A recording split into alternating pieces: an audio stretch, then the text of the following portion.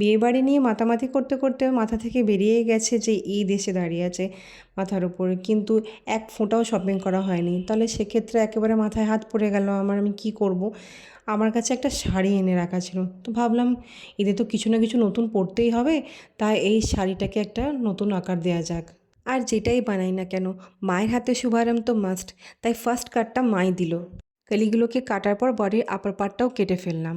তারপর কলিগুলোকে জুড়ে ঠিক একটা স্কার্টের মতো তৈরি করলাম। আর আমার কাছে কিন্তু কোনো সেলাই মেশিন নেই, আমি পুরোটাই হাতে সেলাই করেই করেছি।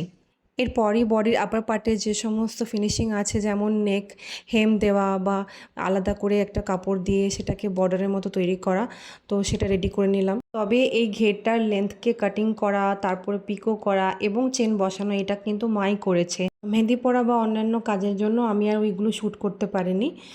এই হচ্ছে আমার ড্রেসের একটা ফাইনাল লুক। তোমরা দেখে জানিও আমার ড্রেসটা কেমন হয়েছে। ভেবেছিলাম এর উপরে কোনো গোল্ডেন জারির ওয়ার্ক করব, কিন্তু দেখলাম যে এই ওয়ার্ক করে ফেললে এর যে একটা অরিজিনালিটি এবং সিম্পলিসিটি আছে সেটা কিন্তু চলে যাবে। তবে তোমরা কমেন্টে জানিও যে এর উপরে কোনো ওয়ার্ক করলে ভালো লাগতো কি না। তো সেরকম যদি কোনো ওয়ার্ক করা যায় এর উপরে, তখন আমি এর উপরে কোনো ওয়ার্ক করবো এবং পারলে তোমাদের সাথে শেয়ারও করব।